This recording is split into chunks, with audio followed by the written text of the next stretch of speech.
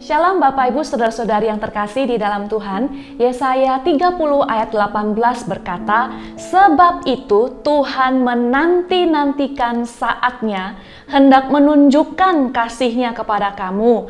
Sebab itu Ia bangkit hendak menyayangi kamu. Sebab Tuhan adalah Allah yang adil. Berbahagialah semua orang yang menanti-nantikan Dia." Saudara, ada masanya dalam hidup kita, mungkin kita mengalami yang namanya titik nol. Titik terendah dalam hidup kita.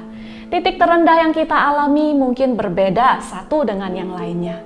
Tetapi ketika kita ada di titik nol, kita mungkin berkata, "Tuhan, hidupku ini sekarang ada di titik nol," atau bahkan titik minus. Hidup kita mungkin serba kekurangan, serba sedikit, serba terbatas. Hari-hari kita mungkin penuh perjuangan. Rumah mungkin seadanya, kendaraan mungkin tidak ada, makan pun mungkin seadanya. Hidup kita terasa begitu menyesakkan dan kita mengeluh, "Tuhan, hidupku di titik terendah." Saudara, firman Tuhan mengingatkan kita bahwa ketika kita merasa hidup kita ada di titik terbawah, Tuhan mengatakan bahwa akan tiba waktunya Tuhan itu menunjukkan belas kasihannya kepada kita.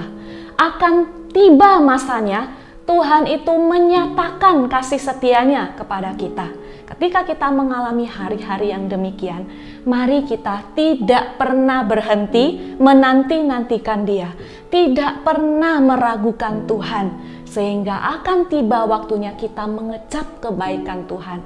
Tidak selamanya Tuhan membiarkan kita ada di titik terbawah dalam hidup kita.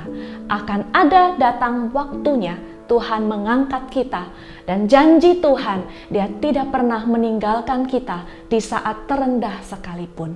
Mari kita tetap menantikan Dia, sekalipun begitu banyak masalah, sekalipun banyak persoalan dalam hidup kita. Kita percaya bahwa Tuhan akan menyatakan kasih-Nya, pertolongannya tepat pada waktunya. Mari kita berdoa. Tuhan, kami mempunyai iman di dalam Tuhan. Kami percaya bahwa janji-Mu Engkau akan menunjukkan kasih setia-Mu kepada setiap kami.